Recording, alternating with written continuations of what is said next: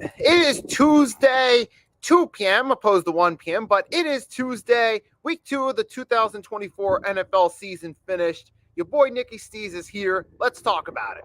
Fasten your seatbelts for the realest Eagles and Sixers YouTuber! One who plays no clickbait and gets to the point! The myth, the legend, Nicky Steez! Come to my channel, you know the deal. Yo, boy, always keeps things real. I'm simply statue think they slate, dropping unrealistic mags. 2K takes for the clip. Even though cats like that get views closer to the milli, never hear me preach, flip on to Philly. Before you watch the Eagles all the way through the early 22, authentic talk, forget what others do. Come to my channel, you know the deal. Yo, boy, always keeps things real. The 24/7, 365 way. Sports content for the reals that feels like day.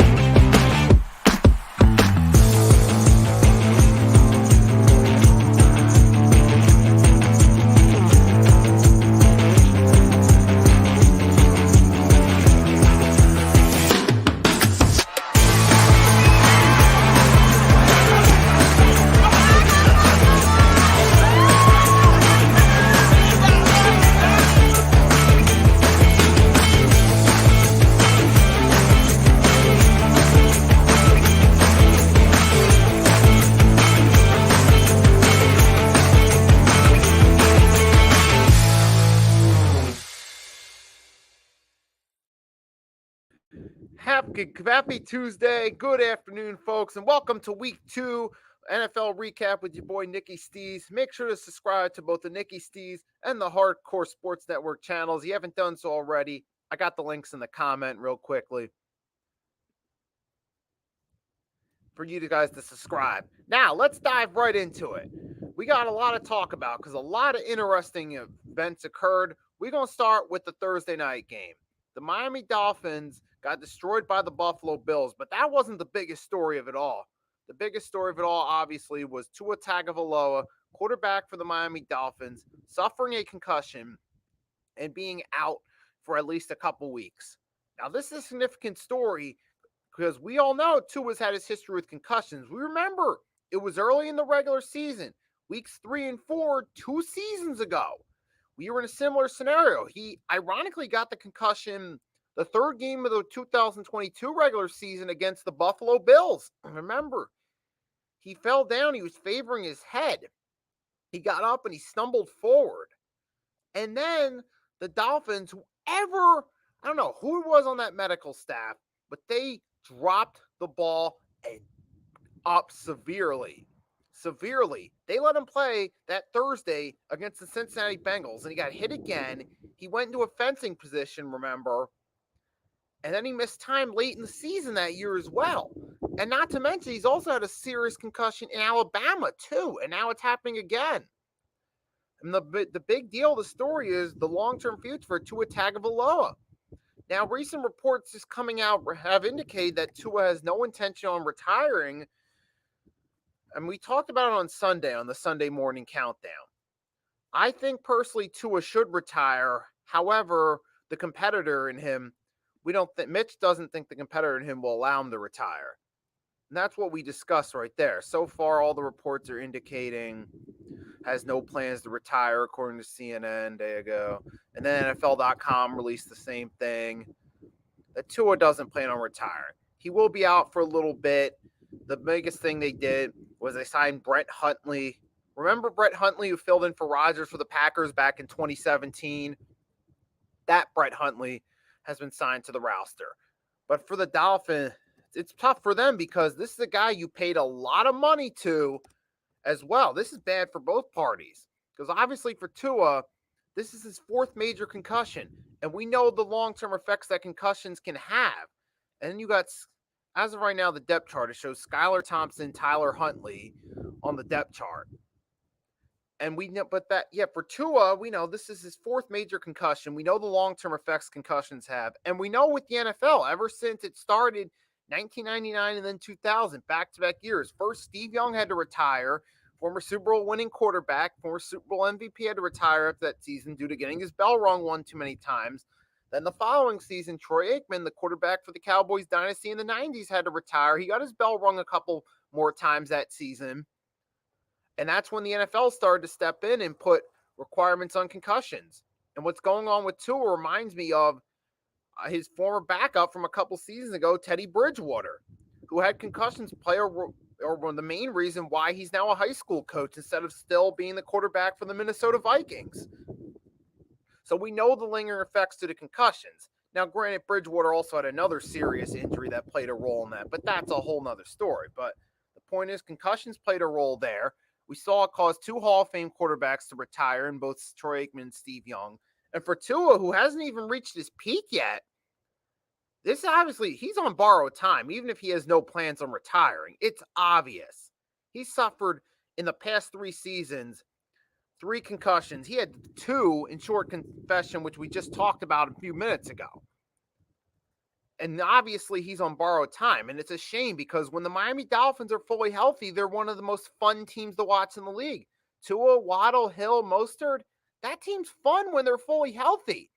It's a shame that Tua's had this history with concussions that has put him on borrowed time. So it's sad for Tua, number one. And for the Miami Dolphins, who invest a lot of money on him, they're in a bad spot too. Because now you're the Dolphins. You're like, we invested all this money in Tua because we believe he could be the guy for the future. And now you're possibly looking at having to draft his replacement this upcoming draft. And that's a tough spot for the Dolphins too. So this is just a lose-lose situations for the organization and for Tua. I'm doing all right today. Weather's got my mood not where it should be, let's just say. But other than that, everything's going well today. I took care of what I needed to earlier. Now we're here talking about football. Things are going solid. And yep, it is windy out there. Certainly, you can hear it in the background. And as we were saying, it's ridiculous. It's a shame, though, for both parties involved now that Tua and the Dolphins might have to consider parting ways. And not just that, but right. So you got to wonder, though, with Tua, how much longer can he continue to go? You're talking one more concussion. He's got to be done if he gets one more concussion. He could come back later this season, get another one, which hopefully would not happen. I'm not wishing that at all. However, realistically, you have to face the fact Tua could come back, try playing again this season. He could get another concussion. He could be done. That's what happened with Troy Aikman. He got that concussion that final season, the pickle juice game against my team, the Eagles. He came back later that season, got his bell rung against Washington, and he was done. Sadly for Tua, that could happen.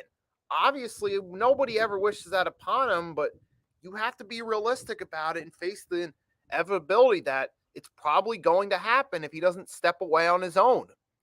And yeah, he definitely should retire.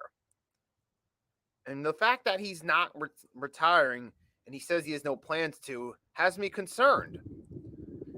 I mean, anytime if he comes, whenever he does come back, which probably he will be cleared at some point for the end of the season, whenever that may be, anytime I see him, I don't even want to watch the Dolphins play just because I'm worried. I'm going to be worried every time I watch Tua step back. Or every time I see him move, I'm going to be worried that, oh my gosh, it's going to happen again. This is it.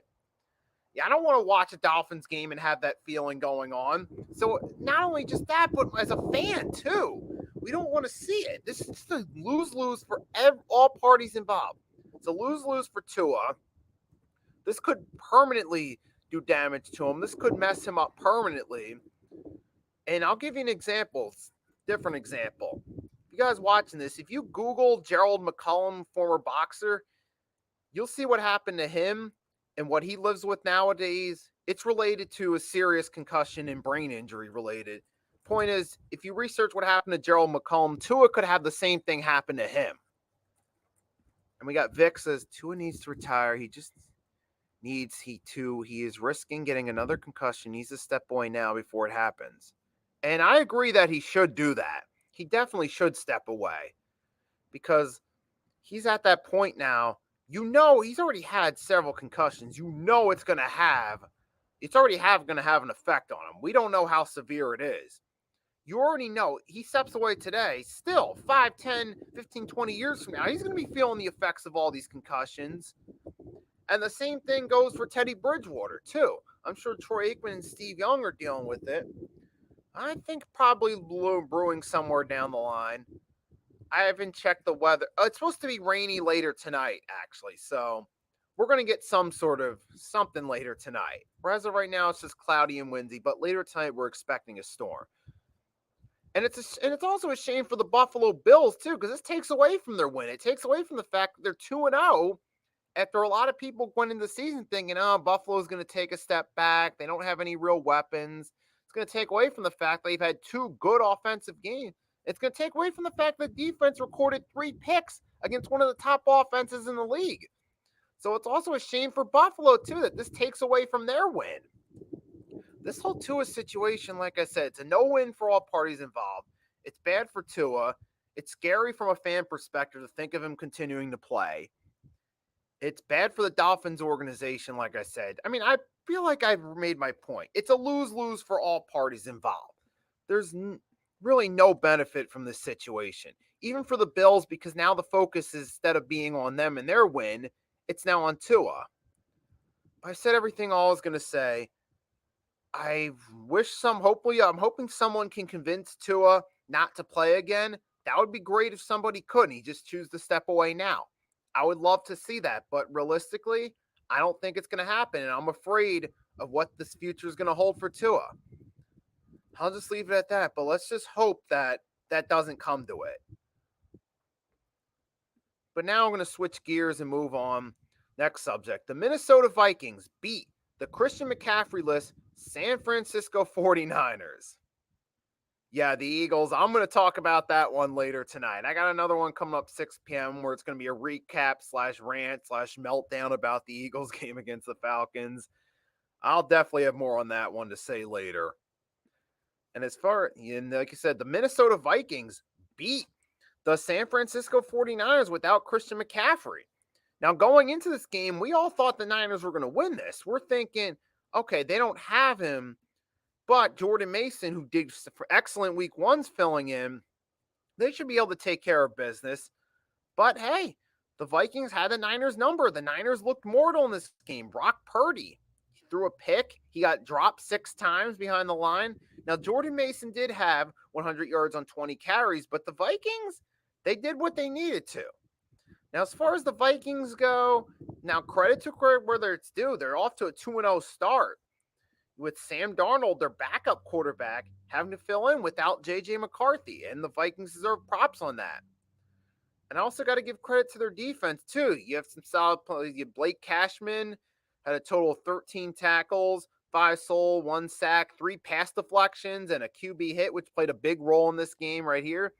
Even Harrison Smith had a pass deflection and 5 total tackles, 3 sole. Even Harrison Smith in the later stages playing a solid role. And so you got a nice roll there. And you got Josh Metellus had the interception as well. Now, as far as the offense goes, now Sam Darnold, to his credit, he did throw 2 touchdowns. But he did also have a pick.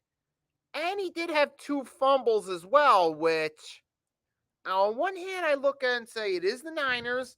I do think the Niners are still a good team. I don't think it's the end for the 49ers. I just think the Vikings got them in this game. The 49ers still have a talented team. Unfortunately, though, Deebo Samuel's going to be out for an extended period of time. So now you got 2 of your best weapons, Deebo and Christian McCaffrey, out. And we've seen this scenario play out before with the Niners in past seasons. We saw it in 2020 with the COVID year. They got hit with a ton of injuries. They only won 6 games. So we know that if the 49ers get hit with the injury bug as weeks go along, this could cause a complete 180 to happen to them. Although the Niners are still a much better team now than they were going into 2020. So as long as they don't keep losing more players, they should still be able to survive this early stage of the season. And I still see Niners being one of the top teams in the NFC, barring the whole team getting injured. But that is a big concern for the Niners now that you got Debo and Christian McCaffrey out for a bit. Because you came into Minnesota, you lost this game. Now, granted, it's just one game, but you did lose. You lost to the Vikings. And where do you go from here? But now back to the Vikings, though. Credit to the Vikings. They're 2-0. They did what they needed to. Now, Sam Darnold, looking solid so far. But to be fair, he's got Justin Jefferson around him. He's got a solid coach in Kevin McCarthy around him. But like I said, you got to remember with Darnold, he did have 2 fumbles and a pick as well. I think personally, though, with Darnold, yes, you're hot right now as the Vikings. But I think as the season goes along, having Sam Darnold as your quarterback will eventually come to get you. And they will crash down a little bit as the season goes along, I feel. Similar to what happened when they had Sam Bradford for that season. Remember, Bridgewater got injured. They sent that King's ransom to the Eagles to get Bradford. Remember, they started off the season hot. Then they came crashing down the second half of the season and finished 8-8. I could see something similar happening to the Vikings this season where it starts off great, but then they kind of crash a little bit as the season goes along. Even though it's good now, don't be surprised if eventually the ship comes crashing down for the Vikings. But we'll see if they can keep this momentum going or not. I mean, for the Vikings, though, you got the 2-0 start. You're on a roll right now. Now you're going into week 3. You got the Texans. That's going to be a tough game. That'll also be another test of this Vikings team to see how do they handle these situations right here. You already beat the Niners. Congratulations. Let's see if you can do it again against the Texans. Now for the 49ers, they move on to the Rams.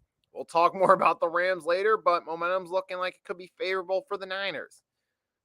But we'll have to see. But congrats to the Vikings. Will they keep this momentum up? I'm not too sure about that with Darnold, but we'll see as time goes along.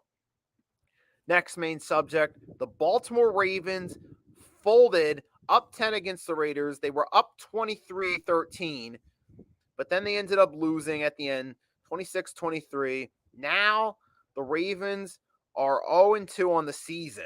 Got a lot to talk about because we're talking about the Ravens went into the season a favorite in the AFC.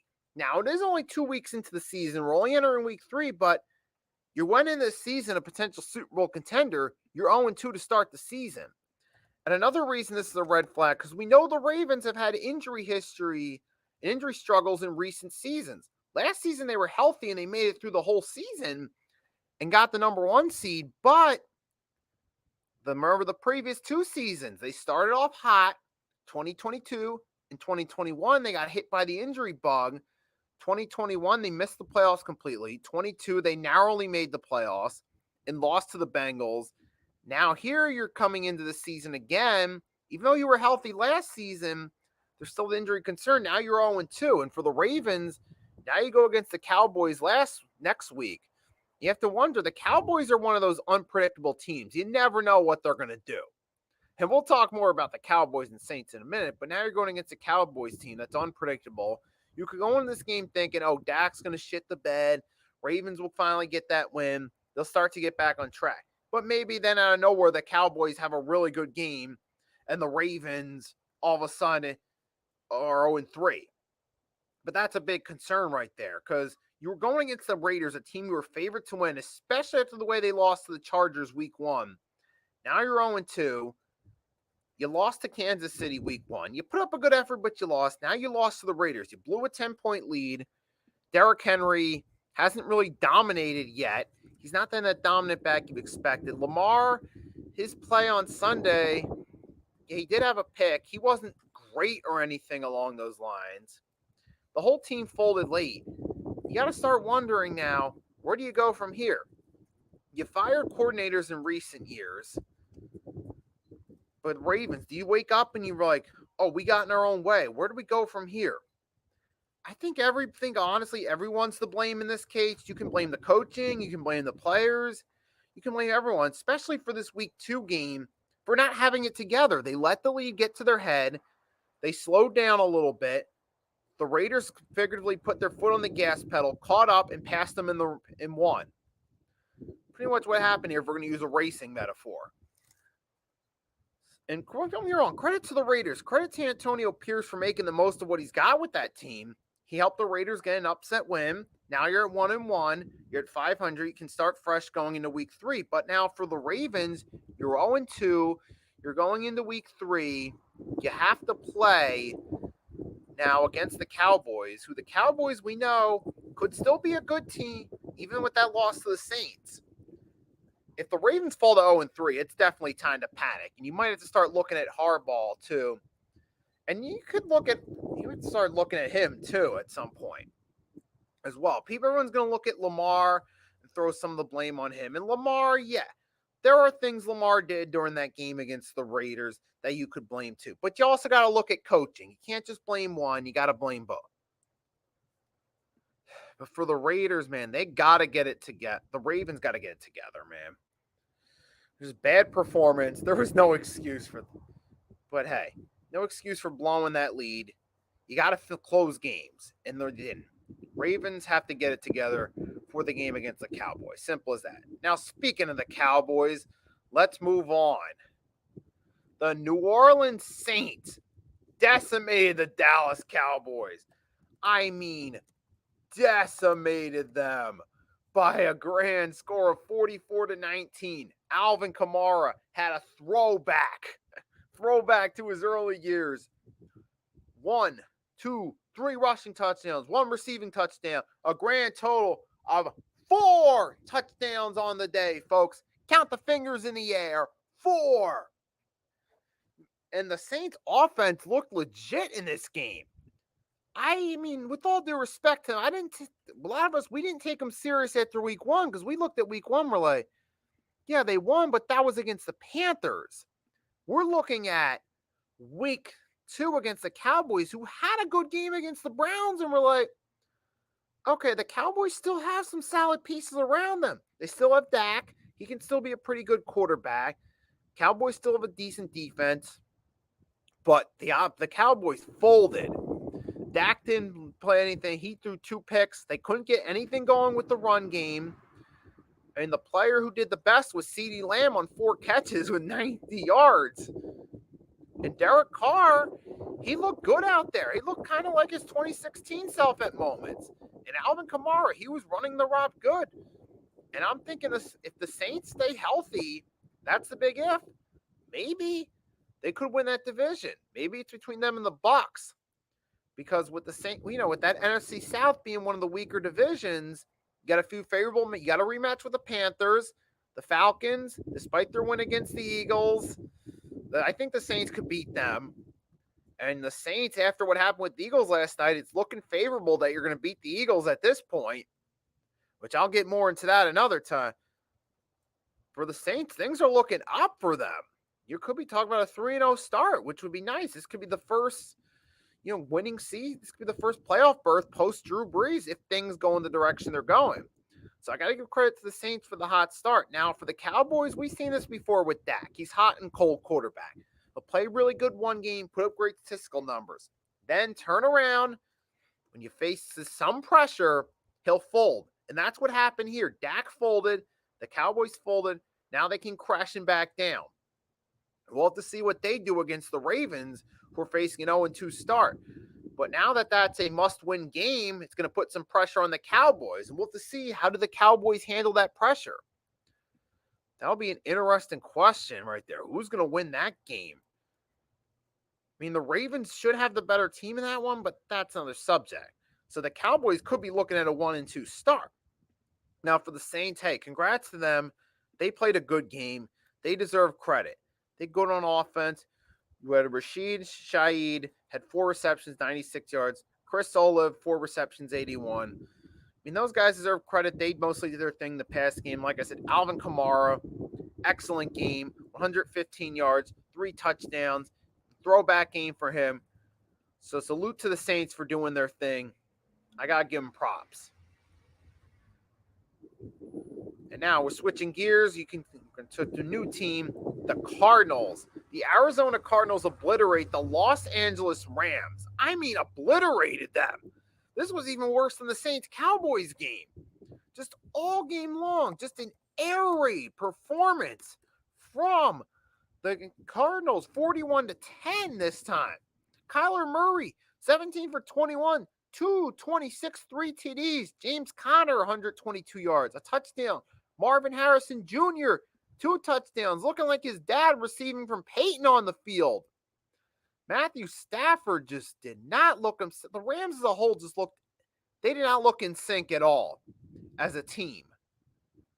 I mean, I don't know what's going on with them. I mean, maybe it's ran its course with Stafford, I'm thinking possibly, because it doesn't look like it's working anymore. I guess you had that Super Bowl win, and Stafford, he's not getting any younger. He's got to wonder, where do you go? And the Rams, maybe it did run its course. Maybe they do need to move on for the future. But the question is, for the Rams, who do you get? You gave up a whole ton of picks to go all in to win a Super Bowl, and it worked out in your favor, but this is the price of going all in, the long term. You basically sold your soul for a Super Bowl. You had a 4-win season to follow that up. You did make the playoffs last year and made a push late, so it might not be over for the Rams yet, but we'll see. But it's not looking good to start. I mean, maybe the Cardinals are better than we thought they were, but those are really questions that we answered as the season goes along. Because we'll really see, how do the Rams follow this up?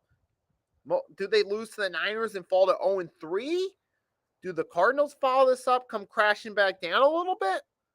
Do the Rams get better from here? It's ultimately we're going to know once we see how these teams do in the following weeks what this was. But ultimately, as of right now, what I'm seeing so far, though, for the Cardinals, when healthy, Kyler Murray at least gives them a shot at being competitive. Marvin Harrison Jr., so far, he's playing as advertised. As long as he stays healthy, keeps his head in the game, we could be seeing the second coming of his father. But I got to give credit, though. We sometimes sleep on the Cardinals. We're like, oh, yeah, they're a poverty franchise. And that's something we poke fun at them for. However, to be fair, the Cardinals are a solid team. And the Cardinals are a solid team with Murray offensively. So who knows? Maybe they could make a run now that Kyler's fully healthy for a season. Maybe they could be a dark horse to make the playoffs. Time will tell. And we'll see as the season goes along. But for now, give credit to the Cardinals, and for the Rams, I got to wonder. I mean, I wouldn't put Sean McVay on the hot seat yet, but you got to start looking toward the future possibly and realize Matthew Stafford ain't the guy for the long term. I don't think you're going to have to start looking for somebody else. Eventually, at some point, you're going to have to, because Stafford's not going to be there forever. Even though he was your starter, you won that Super Bowl. You got to start looking to get younger at quarterback. You got to start looking toward the future at some point if you're the Rams. And I think Matthew Stafford has got to be on the hot seat. And you might want to start thinking about blowing it up if you're the Rams, especially if you fall to 0-3, especially if at midway point of the season you only got like 2 wins. Then you're definitely looking at blowing it up if you're the Rams. But it's not looking good for them. Not looking good. And while we're still talking about teams with bright colors, now we talk about the Chiefs beating the Bengals off a last-second field goal after an interesting, let's just say, call. Now, we saw the play. They called a pass interference at the end. Didn't really look like much of a penalty, but it was called. And we see, let's face it, sports officiating to some degree, it's kind of slanted to favor the big market teams, the big superstars like Patrick Mahomes. And that was a questionable call. Now, am I going to solely blame the refs for the Bengals' loss and say that the refs gave Kansas City the game? No, because Harrison Buckner still had to make that kick. He still had to go out there and make sure the kick was good. He still could have missed that kick, so I'm not going to say that the refs gave it to them. But we know Kansas City's now in that boat where they're the big market stars. You're going to get more free passes. You're going to get more benefit from the doubt of holding calls, pass interference call against the opposing defense, holding calls in favor of your defense, false starts, blocks in the back, all that. You're going to get the rough in the passer. You're going to get the benefit of the doubt now if you're Kansas City, because Patrick Mahomes is the big money star now that Brady's retired. So it does play a role in this game as well. Now, for the Cincinnati Bengals, to their credit, they played a better game. Burrow looked like he was more in sync. He did his best he could. Maybe now that he got the week 1 rust off himself, maybe he's back. Maybe they come back. I'm thinking maybe the Bengals come back, beat the Commanders next week, get to 1-2. But it's tough for Cincinnati. You're at an 0-2 start. And before you blame the refs, you ultimately did lose week 1 to New England. You did not look good in that game. You went out there and gave it your best against Kansas City, but you still didn't get the job done. You can't just solely blame the refs. You still gave up 2 touchdowns. You still gave up 90 rushing yards to Isaiah Pacheco. So ultimately, you're 0-2 Cincinnati. You got to look to get this win week 3 and hopefully turn things around after that. And for Kansas City, well, you're the defending Super Bowl champs. You're 2-0. Things are looking up. But don't be mindful, Cincinnati gave you a test. And you did get a close game week 1 against Baltimore. So Kansas City, they've had a few close calls too. So don't be surprised. You know that more teams on the schedule are going to play tough against them. Even the Falcons could play tough against them and make it close. Because now that you're Kansas City, you're defending Super Bowl champs back-to-back weeks, all these teams you play, like the Chargers, the Saints, the 49ers, the Falcons, they're going to come in and have you marked on their calendar. They're going to play you tough. So for Kansas City, man, it's only going to get tougher from here as the back-to-back defending champions. So buckle up. You got 2 wins. Congrats, but it's going to get tougher from here. And now we're moving on to the final main subject we're going to talk about. Bryce Young. The Carolina Panthers are benching Bryce Young just 2 games into his second season. I kind of had a feeling this might be coming because we saw Bryce Young just was not panning out for the Panthers. He wasn't cutting it. They're going to go with Andy Dalton now. I mean, we saw in last year with Bryce Young, he looked green. He looked like he wasn't cutting it as the starting quarterback. Now, it was his rookie year, but we saw even for a rookie, he looked bad. He looked out of sync. There was major bust signs early on for him, even just for a rookie. And now you're coming in 2 weeks, back-to-back weeks, you got blown out and steamrolled. You got steamrolled. I mean, last year, Bryce Young, 11 TDs, 10 INTs. He was sacked total 62 times. Now, granted, it is in part the poor team around him. He doesn't have much of an offensive line. He doesn't really have any weapons to throw to. His most reliable weapon was Adam Thielen, who was never a number 1 option in Minnesota, mind you. He was always behind Stephon Diggs. Then he was always behind Justin Jefferson. So you were going with that guy as your number 1 weapon. And then you start off the second season, 2 games, no TDs, 3 INTs, 6 sacks. It wasn't looking any better. His completion percentage, 59%, close to 60% first year, around 55% year 2. It just wasn't looking good. So I understand. Obviously the Panthers, they benched him, but at the same time, though, now with Andy Dalton being in the mix, he is a veteran who's led the Cincinnati Bengals to the playoffs a handful of times. He's had a few playoff starts, no wins, but he has had playoff starts. He has more credibility than Young. He'll probably make the Panthers a little bit more competitive, but what's that really going to do for them in the long term? To me, all this is telling me is that the Panthers went all in for the wrong quarterback. They traded up to the number 1 pick to get the wrong guy. They should have gone with C.J. Stroud. Now, how would C.J. Stroud have done behind this team? I don't know, man. Because you got to remember, C.J. Stroud, how would he have done behind this offensive line? How would he have done with Adam Thielen as his top receiver? Now, he would have done better than Bryce Young for sure. But would he have gotten them to the playoffs? Would he have gotten them to 10 wins? Or would he have gotten them maybe to 7 wins the first year, which would have been better, but not the same as it was in Houston? But on one hand, yeah, the Panthers clearly went all in for the wrong quarterback. They should have went for C.J. Stroud. They didn't. They went for Bryce Young. And the fact that they're giving up on him this early into the season indicates they went all in for the wrong quarterback. Now they're trying to do damage control for the season by benching him to get Andy Dalton just so they can be more competitive. That's all I see right here. But the Panthers, this just shows you how abysmal the Panthers have been under David Tepper. First, Matt Rule He was a terrible head coach. He didn't go and draft a franchise quarterback when they needed one.